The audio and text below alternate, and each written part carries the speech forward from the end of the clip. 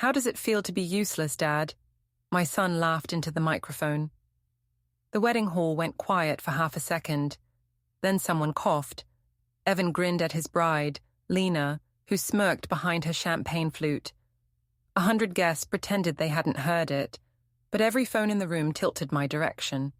I kept my face neutral. 28 years as an EMT teaches you how to stay calm when everything's wrong. I raised my glass anyway. It feels great, I said, loud enough to carry. Because I just stopped paying your rent. Evan's smile cracked like bad plaster. His face went pale. Lena choked mid-sip and screamed, "Rent? What rent?" The videographer's camera swung toward her. Dylan Pike, freelance guy, always hunting for content.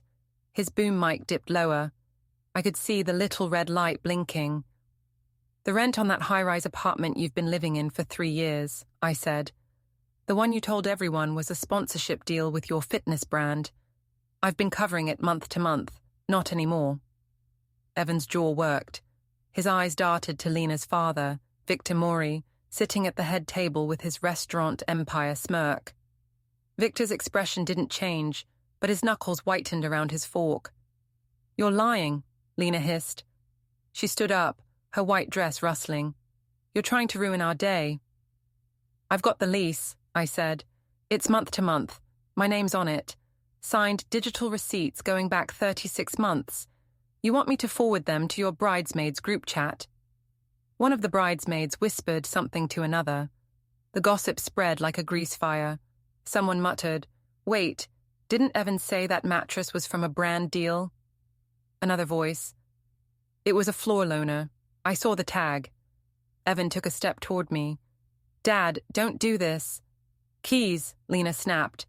She moved fast, heels clicking across the dance floor. "Give me the apartment keys, now." I kept my hands in my pockets. "You'll get notice in writing. 30 days, legal and clean." "You selfish bastard," she said. Then she slapped me. The sound echoed. A woman gasped. Phones came up everywhere. Dylan's camera caught it all. I didn't flinch. I've taken worse. I pulled out my phone, dialed one number, and said into it, "You were right, now." Lena grabbed for my phone. I turned my shoulder. Evan lunged. I sidestepped, and he stumbled into a centerpiece. Roses hit the floor. "Who did you call?" Lena demanded. I looked at her. "The door's open." "What door?" I didn't answer. I walked toward the hall entrance. Behind me, Evan shouted something. Victor barked orders. But I kept walking.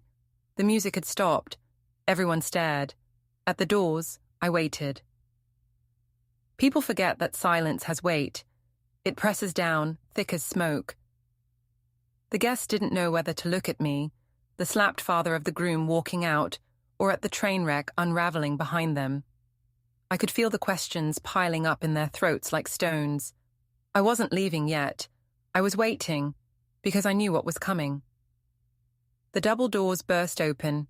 2 uniformed deputies stepped inside first, scanning the room the way cops do when they're already carrying paperwork that can ruin someone's night.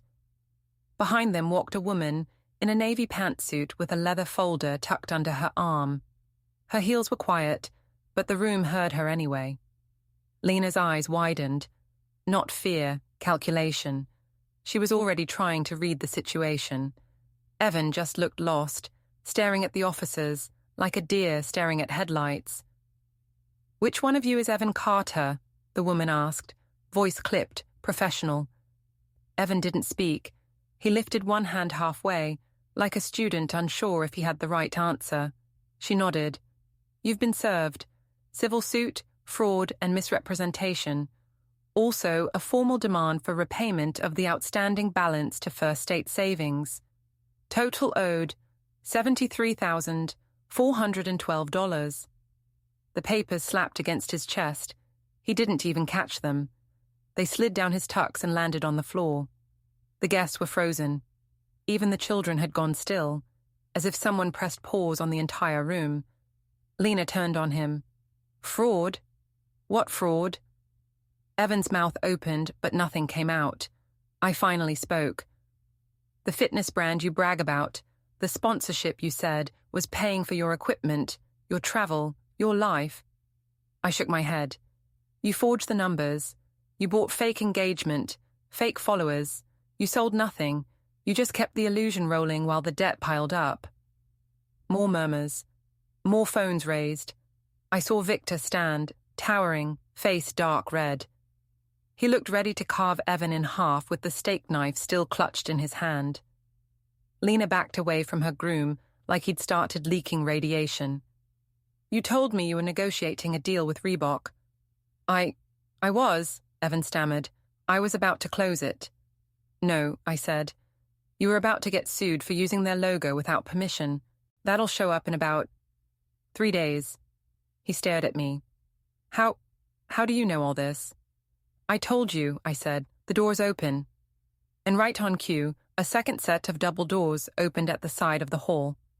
In came Dylan, the videographer, but now he wasn't alone. Behind him, walking with that slow, certain stride of someone who doesn't need permission to be anywhere, was a grey-haired man in a sharp charcoal suit. Camera crew behind him. Sound techs. Lights. People recognized him before they processed why he was here. That was the power of television. Is that? No way. It's Martin Keene. From Truth Ledger. The investigative journalist. Prime time. 3 million viewers a week. Famous for exposing scam influencers and corporate fraud. The kind of man who could turn someone into a cautionary documentary overnight. He stopped beside me and shook my hand. You weren't exaggerating, he murmured. I never do, I said. Evan stumbled backward. Dad, what I should have done 2 years ago, I said. I tried to save you quietly. You kept lying. To me, to everyone here, to yourself. So now the truth gets to be loud.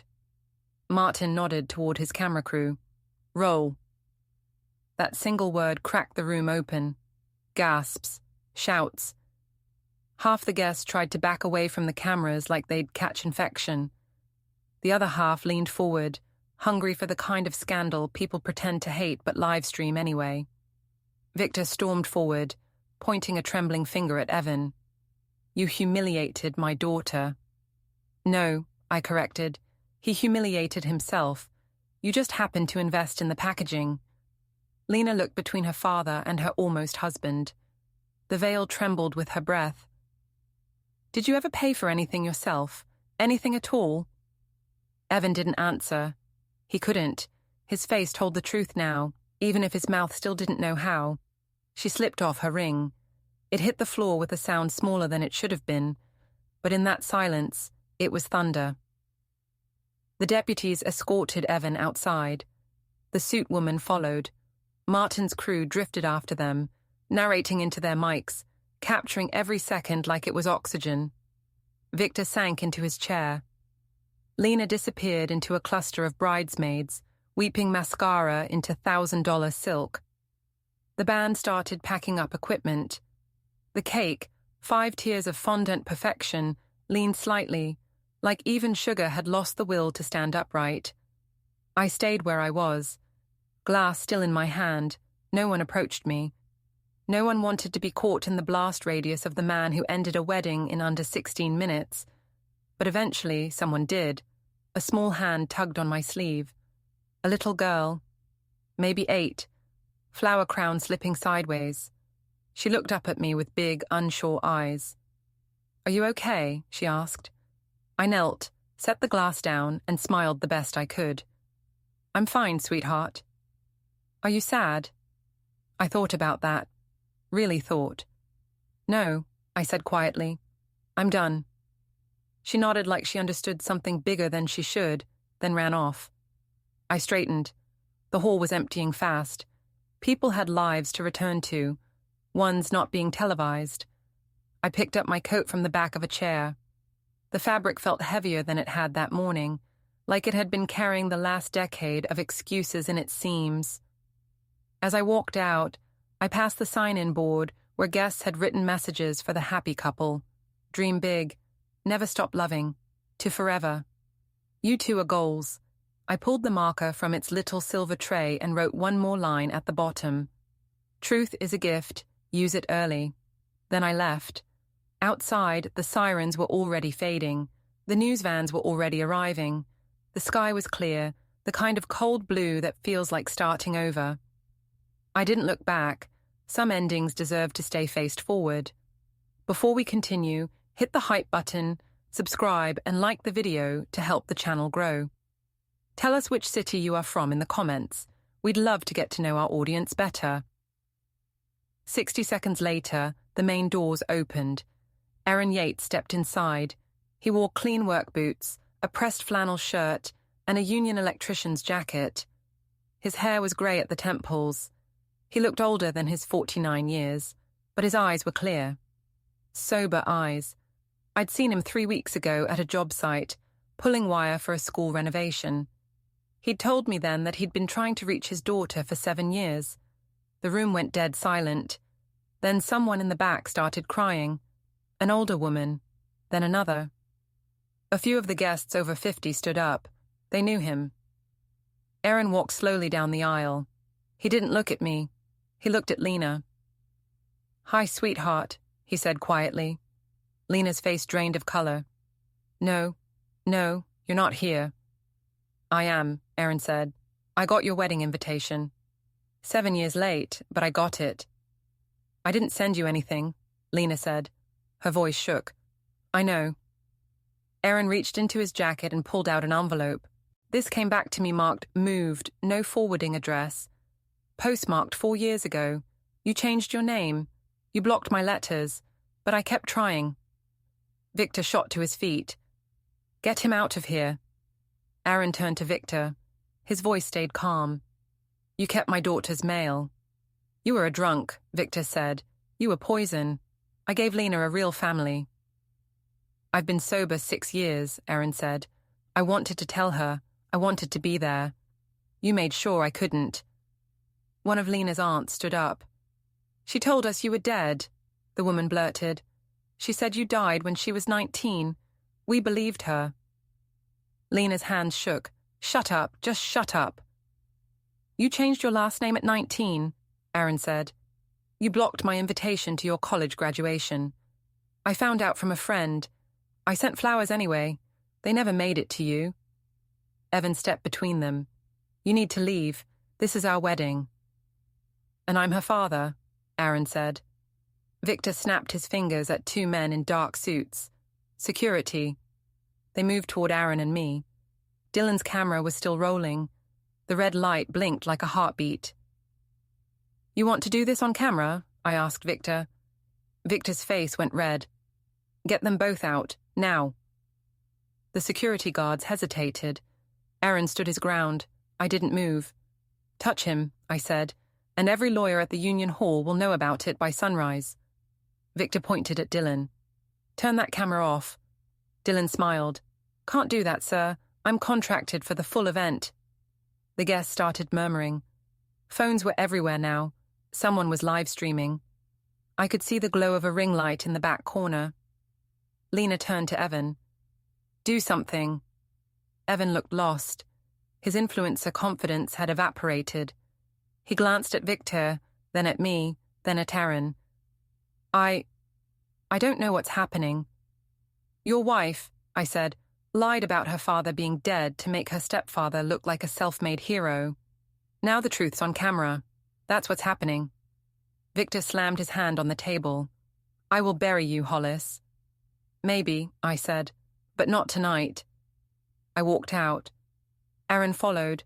Behind us, the wedding dissolved into shouting. Dylan found me in the parking lot 20 minutes later. "That was insane," he said. He was grinning, cheeks red from the cold, camera bag still slung across his shoulder. "I've got everything. The toast, the slap, the father reveal, gold. Pure, unfiltered, internet gold." I leaned against my truck, arms folded. The evening air smelled like wet asphalt and wilted roses from the discarded centerpieces somebody had tossed out back. "What do you want?" "To sell it," Dylan said, already vibrating with the future he saw in his head. Views, ad revenue, Maybe even a streaming deal if it got big enough. Viral stuff like this, I could get 5 figures. Easy. Maybe 6 if someone wants exclusive distribution. I just need your permission for the footage with you in it. No. Dylan blinked. No? Not yet, I said. Keep it. Don't post it. Don't leak it. Don't even hint that you have it. I'll let you know when. Why would I wait? His tone wasn't hostile, just confused, like a dog watching someone hide a treat instead of handing it over. Because, I said, if you post it now, it's just drama. A messy wedding clip with a slap and some yelling. The internet chews it up, spits it out, forgets in 48 hours. But if you post it at the right time, when the right people are watching, it becomes a story. Stories don't just go viral. They pay. They create careers. Dylan considered this, eyes narrowed, brain running the numbers. How much better are we talking?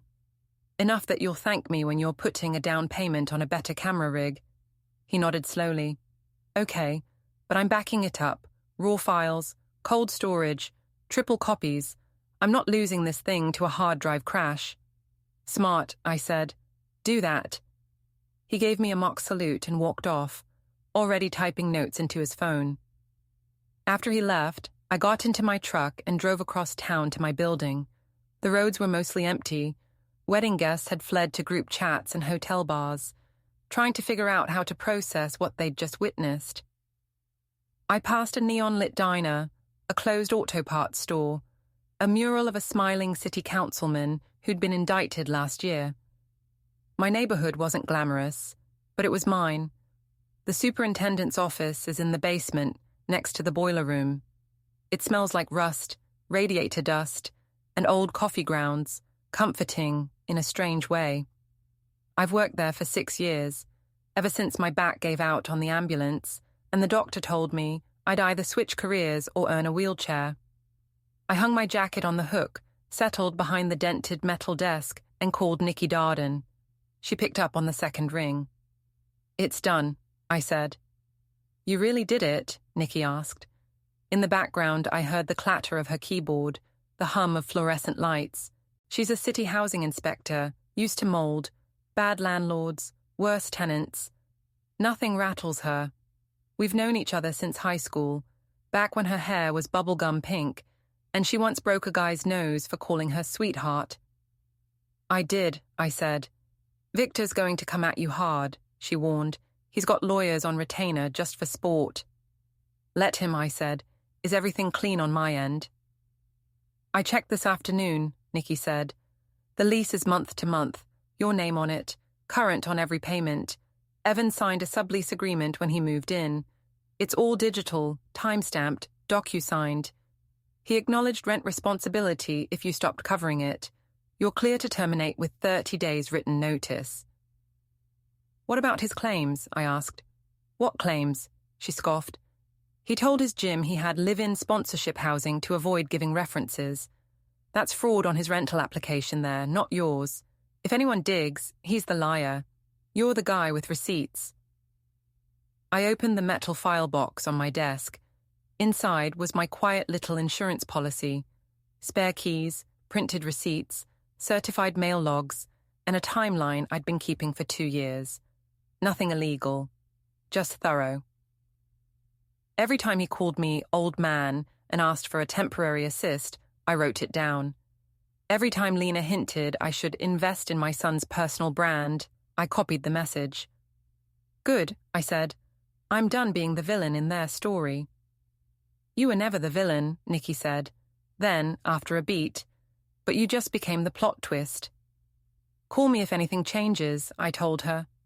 Call me if you need anything notarized or filed, she replied, which was her way of saying she had my back. I hung up and looked at the papers again. Every payment, every late notice Evan had ignored before I stepped in. Screenshots of texts. Bro, you're a lifesaver, I'll pay you back next month. He never did. Lena says we'll invite you to the engagement party if you cover rent again. They didn't. ATM Dad strikes again. That one I printed twice just to make sure I remembered. My phone buzzed. Unknown number. Just a link. No message. I clicked it. It was Dylan's footage, raw upload, password protected, the slap in HD. My expression when I said, "It feels great." Lena's face when a bridesmaid whispered, "We thought you were rich." Evan stammering while the deputies stepped forward.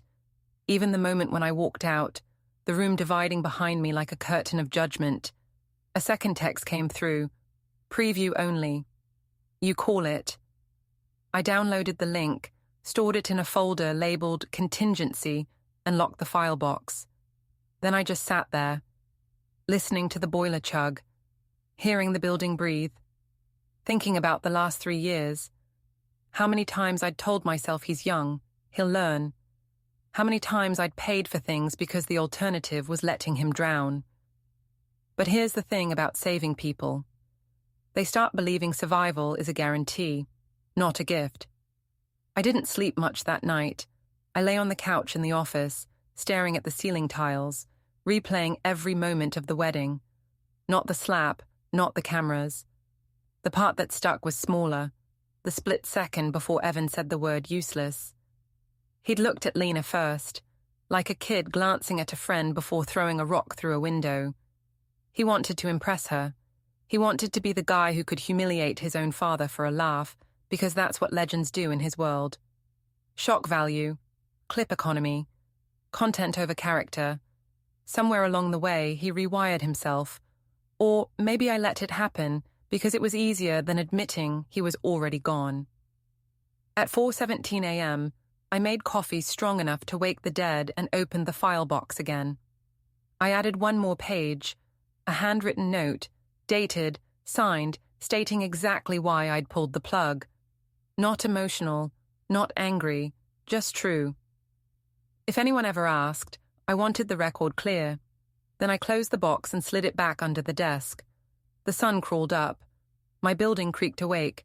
Mrs. Gutierrez on 2B started her morning salsa playlist. The teenager in 3A tested his subwoofer again.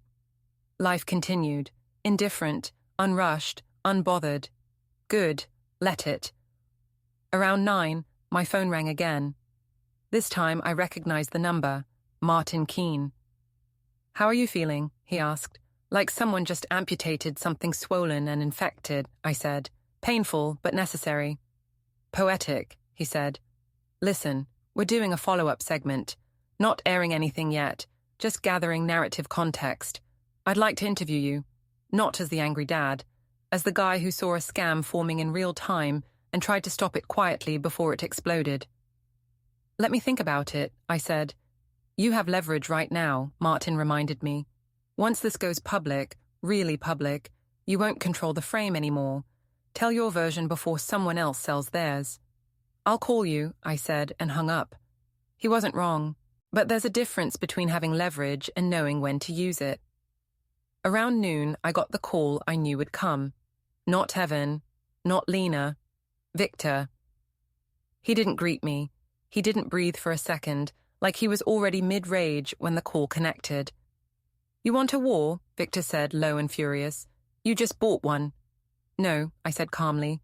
"I just stopped financing one." "You think the internet will protect you? I can bury coverage. I can make producers lose interest. I can buy silence." "I'm not selling anything," I said. "I'm just done lying for your son. My daughter is humiliated. So am I." "You think you won?" he asked. "You didn't ruin Evan. You ruined Lena. You ruined the Maury name." "Then maybe the Maury name needed sturdier foundations," I said. Silence. Not empty, coiled, poisonous. "You'll regret this," he said. "I already did," I replied, and hung up first.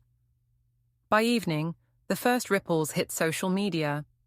Wedding guests posting cryptic statuses, blurring faces in photos, hinting at the wildest reception ever without saying what happened. Nobody wanted to be first. Nobody wanted to get sued. But rumors have their own hunger. My phone buzzed again. Group chat with former EMT co-workers. One message, "Bro, is this you?"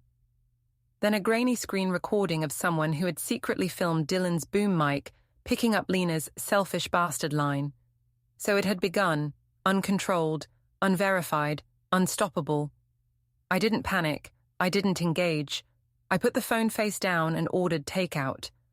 A quiet night before the storm.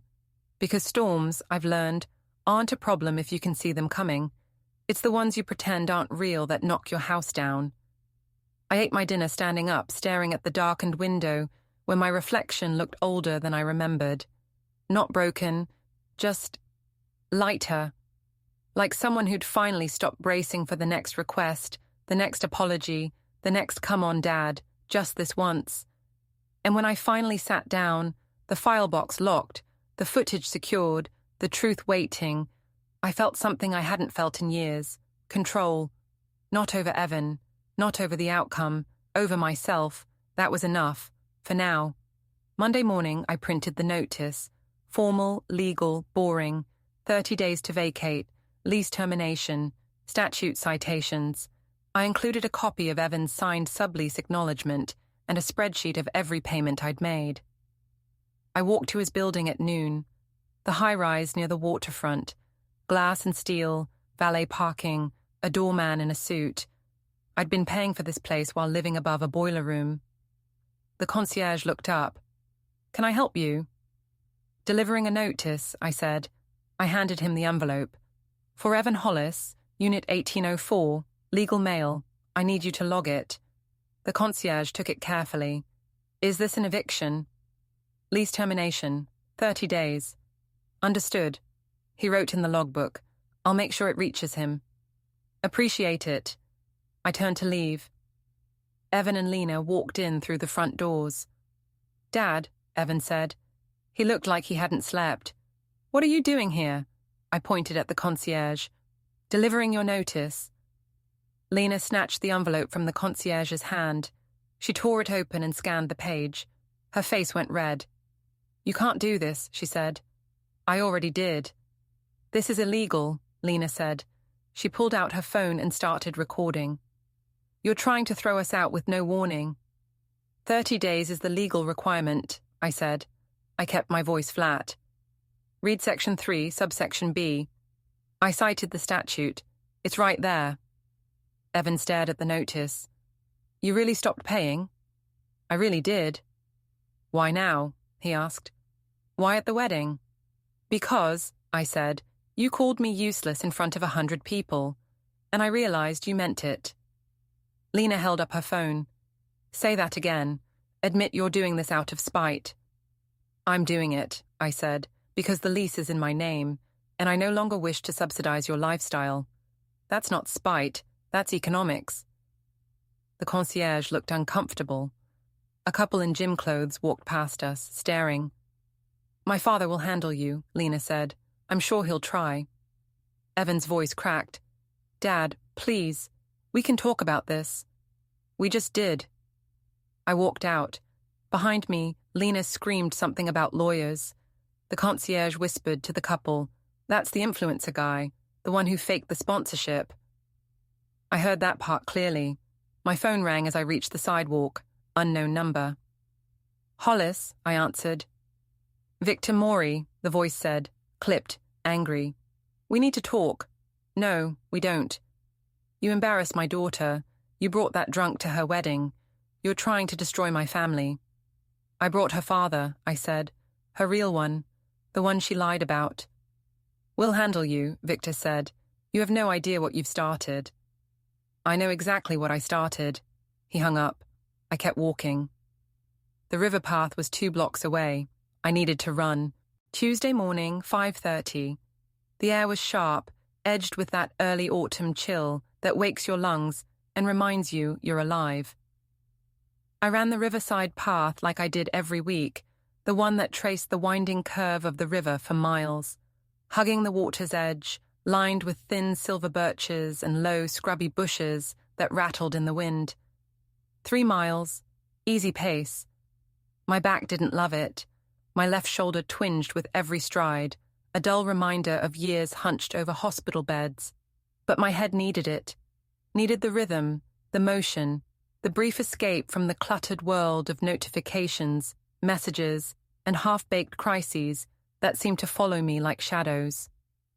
The path was empty, except for the occasional jogger. the soft scuff of sneakers on asphalt, and the distant hum of traffic from the bridge that spanned the river a mile upstream. The sky was a dull grey, the kind that promises both sun and rain in the same breath. I ran past familiar landmarks, the old bench where I sometimes paused to stretch, the graffiti-laden wall that some local kids had claimed as their canvas, the broken lamppost that had survived at least 3 winters' worth of ice storms. Each step was meditative, grounding. My arms swung automatically, my breathing even, and for a few minutes, everything outside my body, the emails, the texts, the looming public scrutiny, fell away. Halfway through mile 2, just past the bend where the path dipped close to the water, Evan appeared. I spotted him first out of the corner of my eye. His movements were awkward, desperate, a stark contrast to the practiced, effortless rhythm of my own run. He came from the parking area, jogging toward me with no warm-up, no gear, no preparation, only sweatpants, and the kind of panic that makes someone forget even the basics of physical exertion. The sight of him triggered a mixture of irritation and concern. Irritation at being confronted so early, concern because panic rarely ends well. "Dad, stop." I kept running, deliberately slow, letting the cool wind whip against my face as I tried to ignore him, though my instincts screamed otherwise. He caught up in seconds. "We need to talk." "No." My voice was calm, clipped. I didn't want to engage, didn't want to give his momentum the validation it demanded. "You're ruining my life. You did that yourself." I slowed only slightly, not enough to stop him, but enough to keep him within the framework of my controlled pace. He grabbed my shoulder. That small physical intrusion broke the boundary. I stopped and turned. My back protested with a low, simmering ache, but my mind sharpened. "Don't touch me," I said, voice low, precise, carrying the authority of years of dealing with patients who had little control over their impulses. "Then listen," Evan said. He was breathing hard, chest heaving, face flushed. "Lena's freaking out. Her sponsors are asking questions. Victor's pissed.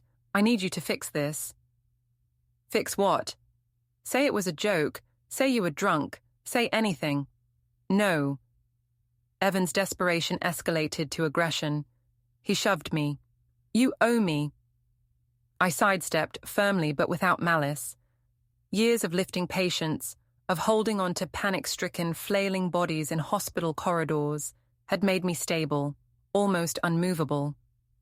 Evan stumbled forward, catching himself awkwardly. "I owe you nothing," I said. He came at me again, this time swinging, teeth clenched, eyes wild. I ducked instinctively, the motion automatic, muscle memory from other, far less personal situations.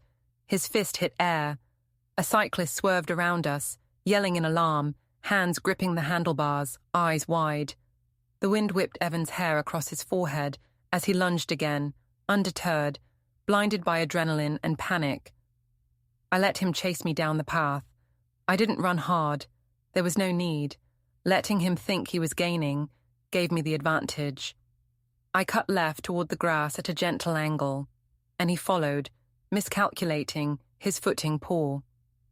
No real training, no coordination, born of experience.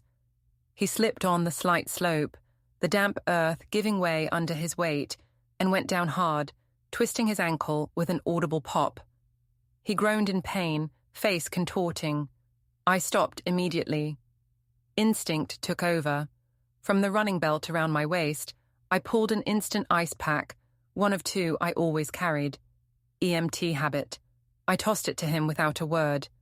"Twist, not a break. Ice it." A jogger slowed down, pulling out a phone. "Yo, is that the influencer guy who faked his apartment?"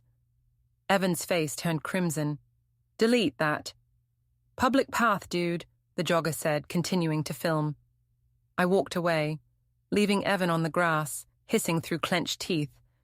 His breaths were shallow, ragged, a mixture of embarrassment and pain. The irony wasn't lost on me. The fight for control, for public perception, had ended not in a spectacle of strength, but in a simple human vulnerability. My phone buzzed almost immediately. Another unknown link. This time it was a TikTok. The jogger had already posted it. Caption: Influencer meltdown on the riverside. Dude tried to fight his own dad LOL. It had 300 views in 5 minutes. I saved the link. A quiet acknowledgement that the world was watching, documenting, and judging in real time, even when the participants hadn't asked for it. The path was quiet again now, only the soft shuffle of my own shoes on asphalt, the occasional gust of wind, and the distant bird call. I kept moving, slow and deliberate, letting the rhythm of the run absorb my tension. My mind ran through Evan's words, the requests, the demands, and the implications behind them. Lena's sponsors, Victor's anger, they all existed in a bubble of performative urgency, a manufactured crisis inflated by social media and personal vanity. But beneath it all, it was just another human failing, another test of boundaries, patience, and moral clarity. I ran past the old bench again, slowing slightly to stretch my back and shoulders, wincing at the residual soreness. I thought about the way Evan had confronted me, the aggression, the panic, the sense of entitlement that made him believe I owed him compliance. I thought about the years of enabling behavior, the soft excuses I had offered, the times I had let his mistakes slide to avoid confrontation. And I thought about the cost, not just to me, but to him, to the people around him, to the network of relationships that had become a minefield of expectations and obligations. The riverside path stretched ahead, empty, silent, the grey sky reflected in the slow-moving current of the river. There was something meditative in the constancy of the scene, the predictability of the route. It reminded me that life, in its most unvarnished form, is a series of steps, each one leading to the next. The chaos that Evan embodied, the public scrutiny, the viral moments, they were anomalies, interruptions in the rhythm, not the rhythm itself. By the time I reached the 3rd mile, my back ached more sharply, my lungs burned slightly, and my legs were heavy with effort, but my head felt clearer. There was a certain clarity that comes only from motion, from the repetition of movement, from the act of placing one foot in front of the other, despite external chaos. I slowed to a walk as the path neared the parking area where Evan had appeared. He was still on the grass, hunched over, wrapping his ankle with the ice pack, his face contorted in frustration and humiliation. The jogger had moved on, but the ripple of attention remained. I could imagine the notifications, the comments, the small explosions of judgment across screens, each one a tiny flame fanned by the spectacle of family conflict. I felt none of it. My presence here, in this quiet moment, in this small corridor of early morning calm, was a reminder that not all crises are eternal, that some can be managed with a measured response, and that public perception often distorts reality. I paused at the edge of the path, watching the river flow. Mist hovered over its surface, blurring the reflections of the trees, creating an impressionist landscape of water and shadow. I thought about Evan's fear, his need for validation, his desperation to control a narrative that was already beyond him. And I thought about myself, the choices I had made, the decisions I had refused to compromise on, the boundaries I had established and defended. Eventually, I turned toward the cars, the path widening slightly as it led back to civilization, to the noise and obligations that awaited me. My phone buzzed again, but I ignored it, letting the sounds of the river, the birds, and the soft scuff of my shoes guide me. The morning had begun with confrontation, with chaos, and yet, in the simple act of running, of breathing, of moving through space without expectation, I found a small victory.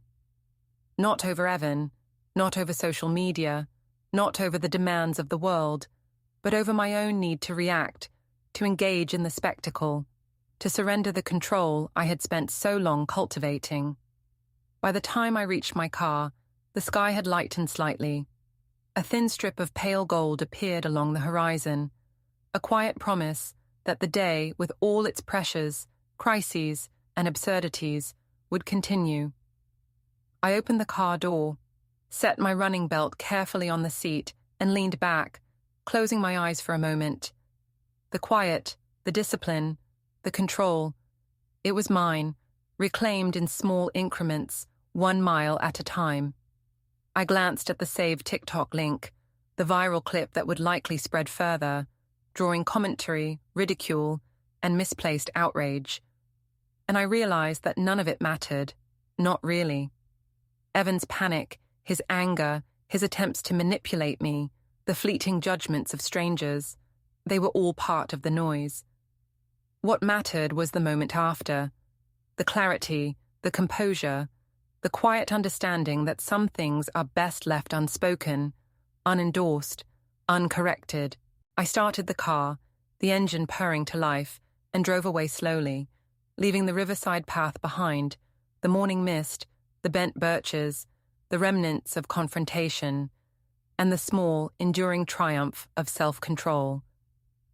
Even with the world watching, even with cameras and social media capturing every misstep, the lesson was clear. Control what you can, endure what you must, and never surrender the clarity of your own mind to the fleeting chaos of another's demands. I thought about the run itself, the steady rhythm, the ache in my back, the cold wind, the smell of wet grass and river mud. I thought about Evan, hunched over the ice pack, and about the jogger who had recorded him, unknowingly chronicling a lesson about pride, impulse, and the stark consequences of crossing boundaries. And I thought, finally, about the days ahead, knowing they would bring new challenges, new conflicts, new pressures, but also knowing that the clarity I had found here, on the riverside path at 5:30 in the morning, would carry me through mile after mile, step after deliberate step. The world could watch, could judge, could misinterpret, but I had my own rhythm, my own pace, my own control, and for now, that was enough. Wednesday, I met Nikki at the City Records office. "What are we looking for?" she asked. "Permits, inspections, liquor licenses, anything public on Victor's restaurants." Nikki grinned. "You're going after him." "I'm just looking." We requested files on Victor's 3 restaurants, health permits, grease trap inspections, occupancy records, liquor license renewals, all public information. We didn't fabricate anything. We didn't call in fake complaints. We just looked, and we found things. One location had an expired grease trap permit. Another had blocked emergency egress in the photos from a sidewalk-level inspection last year. A third had a noise complaint log from neighbors that Victor had settled quietly. "This is all public," Nikki said. "But if someone wanted to ask questions—" "Someone might," I said. We made copies. I paid the clerk. We left. At a cafe 2 blocks away, I bought coffee. The barista leaned over the counter. "You're the guy from the wedding video, right?" she whispered. "Maybe." "My cousin works at Victor's place downtown," she said. "He comps fitness influencers for posts, then doesn't pay the dishwashers tips. Everyone hates him." "That's rough," I said. "Your son used to come in," she added. "Free meals. Never tipped. Not once." I didn't react. I just took my coffee. Nikki waited outside. "This town's small." "It is." My phone buzzed. "Burner number. Text. Drop it or lose your job." I showed Nikki. "Victor?" she asked. "Probably." "You scared?" "No." I deleted the text and kept walking. Thursday evening, 2 men showed up at my building. They weren't delivery guys. They wore work boots and River's Edge condominiums logos on their jackets. I recognized the logo immediately, the stylized blue river running past the blocky silver letters. I'd serviced that site for 2 years before they switched contractors, and I'd walked past that same logo on job site banners and hard hats more times than I could count. Seeing it here, in the dim hallway outside my apartment door, felt wrong. like the past had shown up wearing steel-toed boots.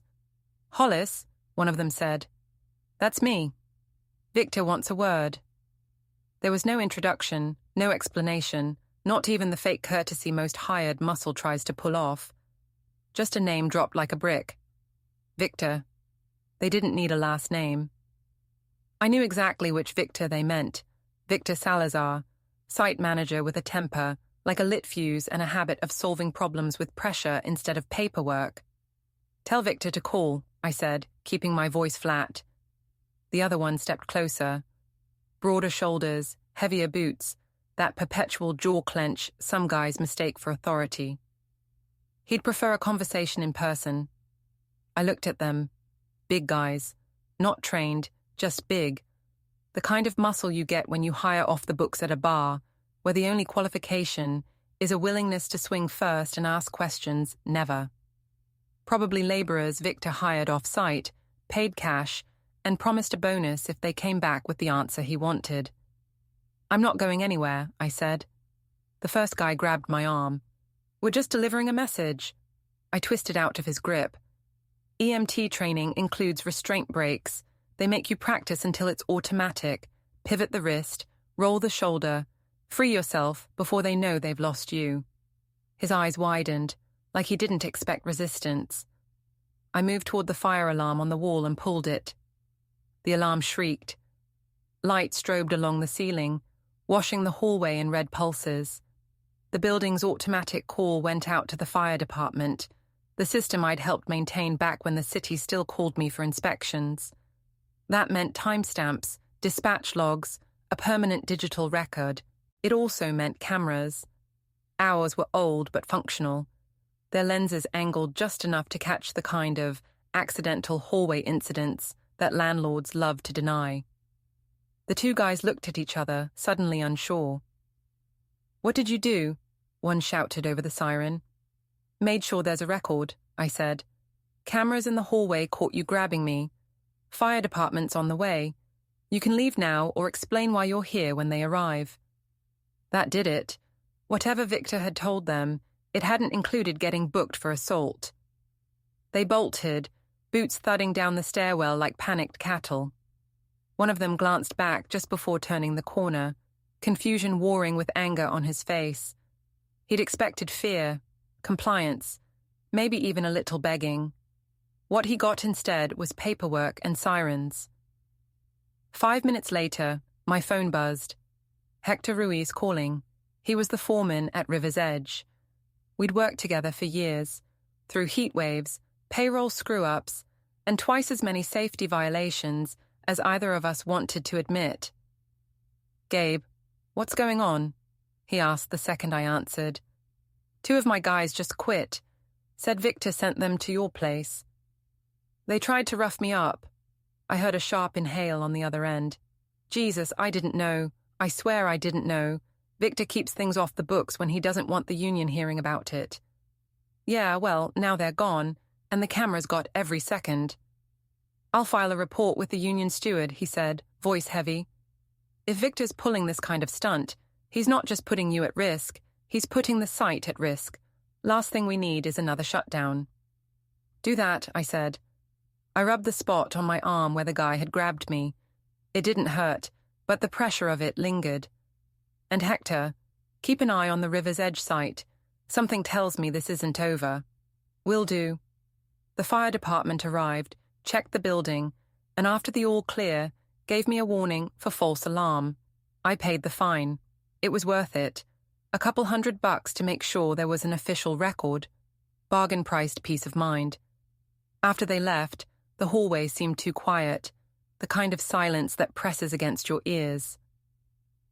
I crouched down and noticed a boot print in the thin layer of construction dust that always seemed to collect no matter how often the building hired cleaners.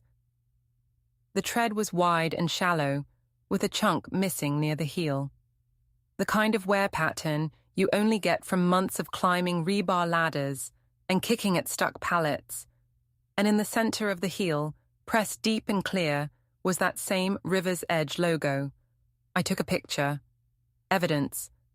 Not because I planned to file charges, though I could, but because you never know which detail will matter later. Paper trails aren't just for officers. Sometimes they start with a dusty footprint in a hallway you mop yourself. I poured a drink and sat by the window, looking down at the streetlights flickering on the wet pavement.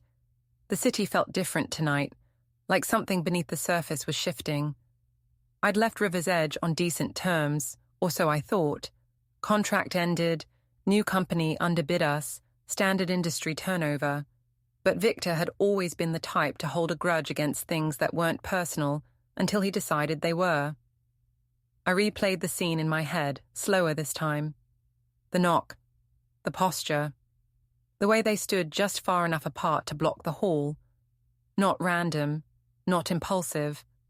Coordinated in that sloppy, improvised way people act when they've been given instructions but not guidance. They were supposed to scare me, push me into a meeting, maybe haul me to Victor's office if I didn't cooperate. Not hurt me, at least, not at first. Just apply pressure. Which meant Victor wanted something, and if he wanted it badly enough to send muscle, he'd want it badly enough to try again. I opened my laptop and pulled up the old service logs for River's Edge. I still had copies, habit from years of getting blamed for problems that weren't mine. I scanned through the incident reports, faulty elevators, burst pipes, an electrical panel that kept tripping during storms. Nothing unusual. Then I found it, 3 months before they dropped us, a flagged report from a third-party inspector noting unsecured chemical storage on sub-level 2. The note had been marked resolved, but the timestamp on the follow-up was the same day I'd been removed from the site roster, locked out of the system, told, "We'll take it from here." Maybe they hadn't taken it from here. Maybe they'd buried it instead. I leaned back, the chair creaking under me. Victor didn't care about me personally. He cared about what I knew, or what he thought I might know. Which meant someone somewhere had screwed up, and now the easiest way to fix it was to make the guy with the paperwork disappear, or at least shut up. I thought about calling the police, but what would I say? 2 guys came to my building and failed to beat me up. The alarm report helped, sure, but cops don't leap into action over almost crimes, not when no one's bleeding. No, better to stay ahead of it. I'd learned a long time ago that the people who strike from the shadows hate daylight. They hate documentation, witnesses, systems that don't bend just because they want them to. So I wrote everything down. Time, voices, what they said, what they wore, how they moved. I printed copies, sealed one in an envelope, labeled it with the date, and dropped it in my lockbox. Maybe it was paranoia, or maybe it was just experience stacked on top of experience, teaching me that the first person who assumes it's probably nothing is always the first person blindsided when it turns out to be something. Before bed, I checked the peephole twice. Old habit. The hallway was empty now, only the low hum of fluorescent lights and a faint chemical smell left by the maintenance crew who'd come to silence the alarm system.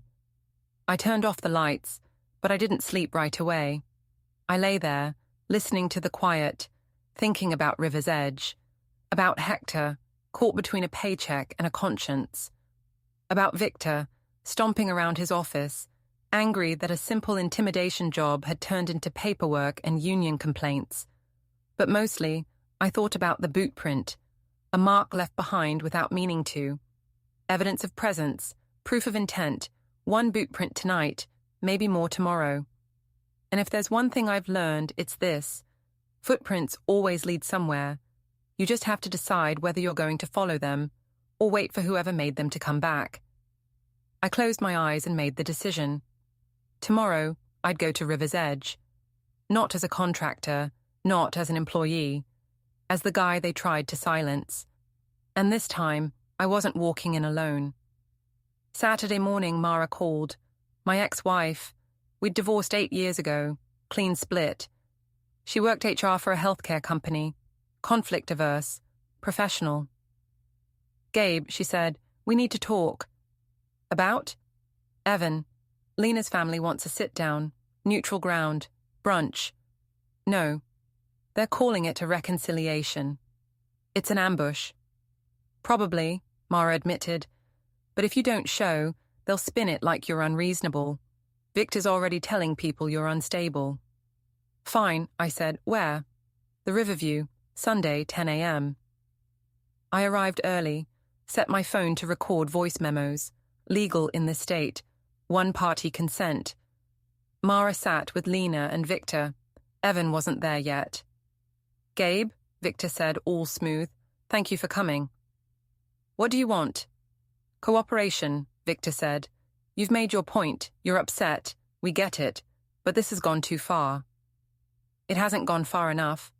Lena leaned forward. Give us the keys. What keys? To the building, she said. To our apartment. To wherever else you've got access. We need to protect ourselves. From what? From you breaking in, Victor said. From you sabotaging us. I'm not a criminal. Then prove it, Lena said. Hand over the keys. I pulled a keyring from my pocket. It had copies of Evan's apartment key, not my building's master keys, just the ones I'd made for emergencies. Here, I said. I put them on the table. Apartment copies. That's it. What about the building? Victor asked. Those stay with me. I'm the super. I'm legally liable for building access. You don't get those. Lena grabbed the apartment keys. See? He's hiding something. Mara sighed. Gabe, they're scared. You'll retaliate. I won't, I said. I don't need to. Evan finally showed up. He looked wrecked. He sat down without speaking. A relative at another table leaned over. Is it true Lena forged RSVP counts to get extra desserts? Lena's face went white. Who told you that? The caterer's assistant posted about it, the relative said. It's on her Instagram. Victor's jaw clenched. This family keeps private matters private. Not anymore, I said. I stood up. Enjoy brunch. I left. Behind me, Lena started crying. That night, Dylan posted a teaser. 15 seconds. The slap. Clean edit, no context. A local blog picked it up by midnight. Father humiliated at son's wedding. Full story coming soon. The views hit 10,000 in 3 hours. Monday was day 1 of the legal eviction timeline. I arrived at Evan's building with a sheriff's civil officer. Not an arrest, just a witness. Protocol for lease terminations when you expect trouble. The officer knocked. Lena opened the door. What's this? She demanded. Inventory and notice, I said. It's procedure. We're documenting the condition of the property. You're not coming in. The officer stepped forward. Ma'am, this is a lawful process. Mr. Hollis is the leaseholder. He has a right to inspect. She stepped aside, filming us with her phone. I walked through the apartment, taking photos. The furniture was mine. The appliances were mine. The security deposit was mine. Evan had contributed nothing.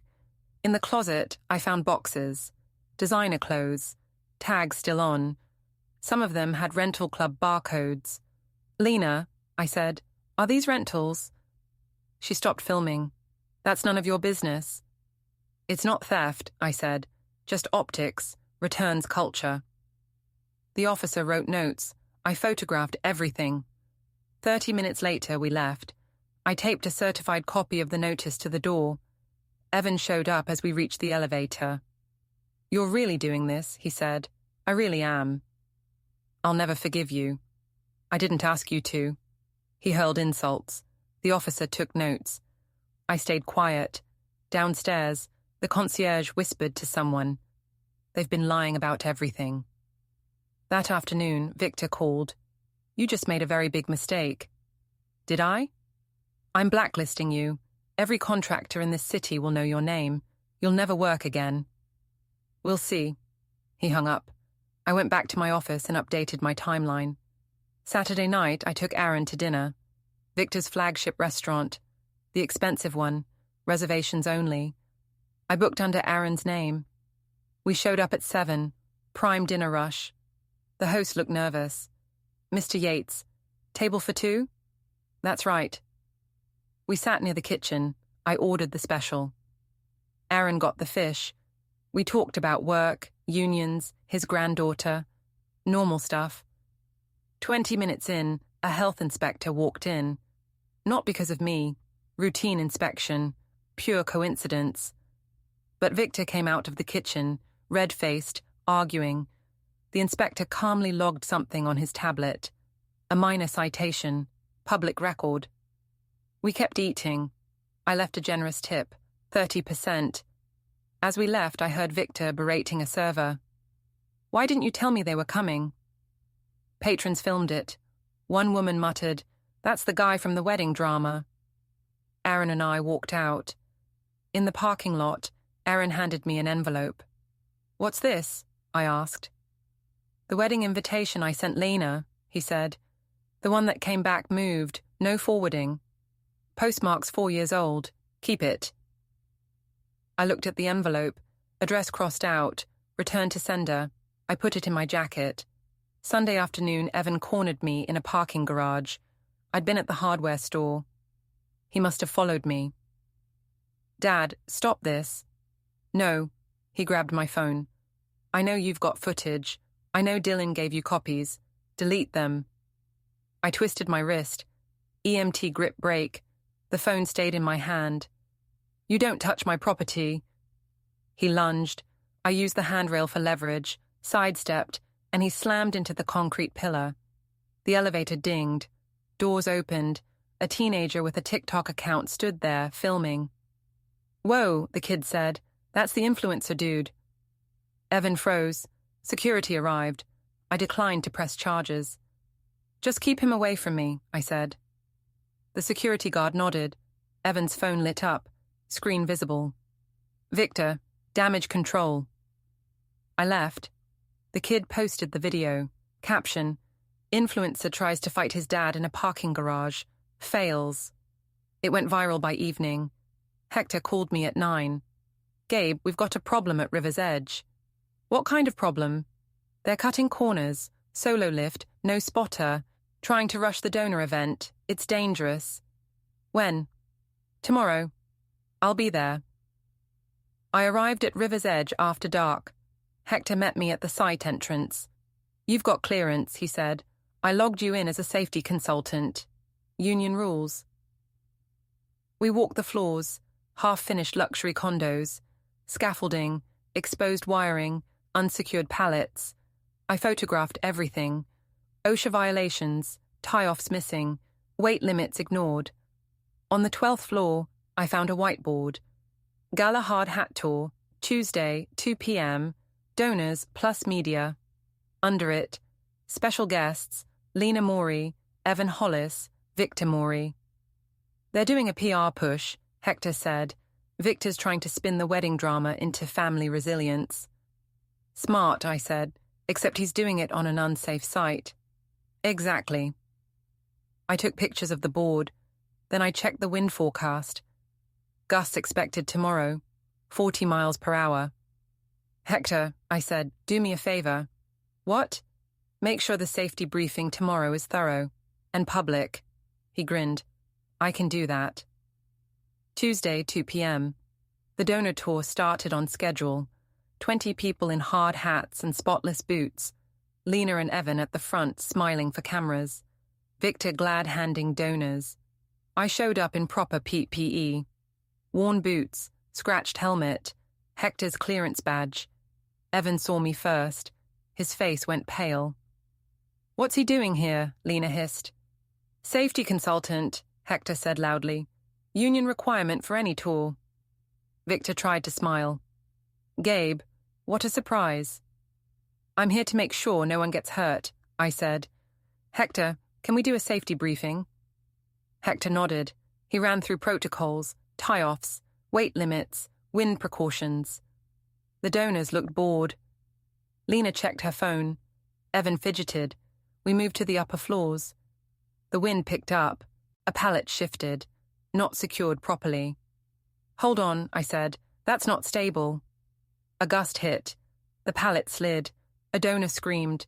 I grabbed a safety line I'd rigged earlier and caught a falling signage frame before it hit someone. Chaos. People shouting. Hector called for an evacuation. The donors scrambled for the stairs. Lena tried to spin it. Just a little wind, everything's under control.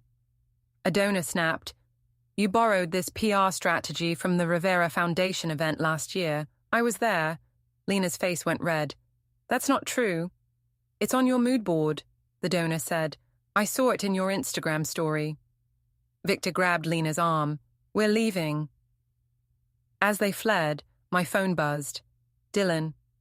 Long cut of the wedding is ready. Want the link?" I texted back. "Send it." Wednesday night, Mara came to my office. She looked tired. "Gabe, I need to talk." "Sit." She sat, quiet for a minute. Then, "I covered for him, for years. Every time Evan screwed up, I fixed it. I thought I was being a good mom." "You were trying." "No," Mara said. "I was scared. Scared he'd choose your side if I held him accountable. Scared I'd lose him, so I became his enabler." I handed her the envelope. Aaron's returned wedding invitation. "What's this?" she asked. I explained. The postmark, the lie, the erasure of Aaron. Mara read it and cried. "I didn't know," she said. "I knew Lena was ambitious, but I didn't think—" "She's not just ambitious," I said. "She's willing to erase people to build a story." "What are you going to do?" "Finish what I started." "Gabe." She looked at me. "There's something you need to know. About the apartment." "What?" "Evan thinks he's inheriting your savings, your retirement, the building equity. He's been telling people that for years." I smiled, bitter. "He's not." "What?" "I set up a trust after my EMT injury," I said. "It had conditions, adult milestones, steady job for 9 months, no complaints, community service. Evan failed everyone." "Who's the beneficiary if not him?" "Aaron's granddaughter," I said. "Lena's half-sister's kid. Never met Evan. Never heard the lies." Mara stared. "You planned this." "I documented it," I corrected. "Big difference." She left quietly. I locked the office and went home. Thursday morning, I met with the trust officer. Nikki and Aaron came with me. The officer spread the documents. "Mr. Hollis, this is a contingent trust. The primary beneficiary was your son, Evan, conditional on meeting specific criteria. He acknowledged these terms digitally at age 23. "And?" Nikki asked. "He failed to meet any condition for 3 consecutive years. The trust defaults to the contingent beneficiary." "Who's that?" Aaron asked. "Your granddaughter, Mr. Yates. Your daughter's child from her second marriage. She's 8 years old." Aaron's eyes widened. "You're giving it to my granddaughter?" "I'm fulfilling the trust's terms," I said.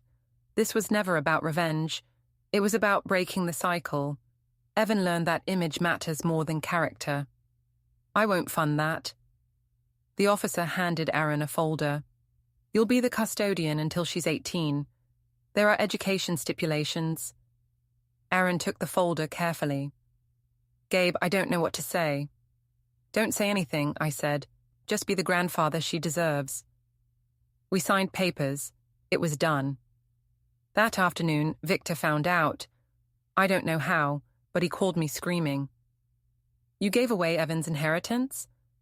"It was never his," I said. "He never earned it." "I'm destroying you," Victor said. "Friday night, Evan's doing a public appearance at the gym. I'm making sure everyone knows what kind of father you are." "Good luck with that." He hung up. I called Dylan. "Time to release the wedding video," I said. "Full version?" "Full version." Friday night, Evan's gym was packed. Some local fitness expo. Evan was headlining. Victor had set it up as a redemption arc. Overcoming family drama. I walked in at 8. People stared. Phones came up. Evan was on stage, talking about resilience. Lena stood beside him. Victor watched from the wings. "And tonight," Evan said, "I want to bring someone up here. My father. Gabe Hollis." The crowd murmured. I didn't move. "Come on, Dad," Evan said into the mic. "Let's show everyone we can be a family." I walked on stage. The lights were bright. The crowd watched. Evan held out his hand. I know we've had differences, but I want to reconcile, publicly, and I'm asking you, one more time, to give me your keys, to trust me. He was performing. This was another post, another angle. I pulled 2 keys from my pocket and set them on the table between us. Key 1, I said into the mic Evan was holding, is to your storage unit, paid through the end of the month. Everything you own is in there. The crowd went silent. Key 2, I said, is to a studio apartment in Aaron's building. I leased it short-term, 1 month. Legal. It's yours if you want it, or you can find your own place. Evan stared. That's it? That's it? Lena grabbed the mic. So you're kicking us out, in front of everyone? I'm offering you a bridge, I said. Take it or don't. A mic near Lena picked up her whisper to Victor. If he doesn't grovel, we leak the drunk dad story. The sound tech's eyes went wide. The mic was hot. People heard it. I looked at Lena. About that story, shall we roll the tape? Dylan was in the back. He'd set up a projector. The lights dimmed. The gym wall lit up. The wedding video played. Full version. Evan's toast. How does it feel to be useless, Dad? My response about rent. Lena's scream. Rent? What rent? The slap. Then Aaron's entrance. The hall's collective gasp. The older guests crying. The aunt saying, We thought you were dead. Aaron stepped forward from the crowd. He walked to the stage. I'm Aaron Yates, he said. I'm Lena's father. I've been sober 6 years. I tried to reach my daughter for 7. She blocked me. She told people I was dead. She erased me to make Victor look like a hero. He pulled out letters, envelopes, time-stamped. These are letters I sent, Aaron said. They all came back. I kept trying.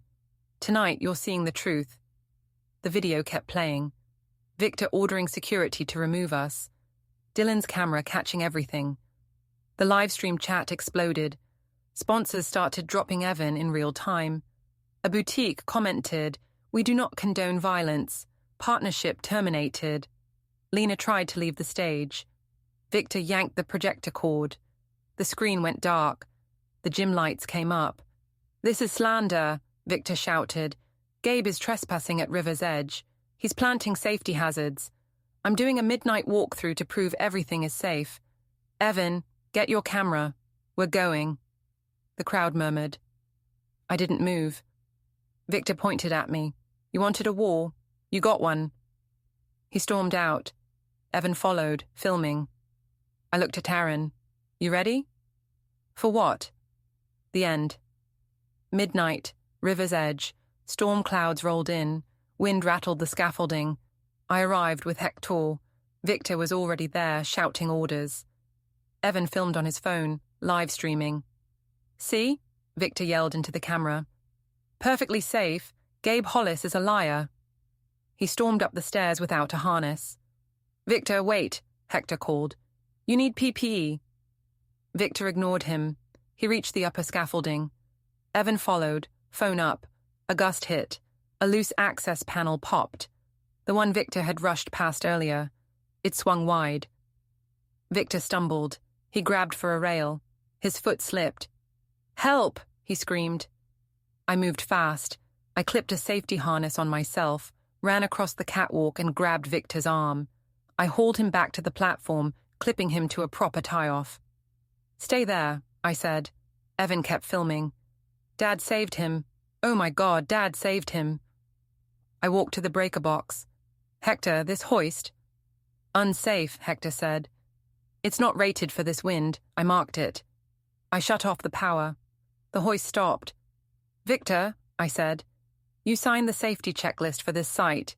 You cut corners, you rushed, and you almost died because of it.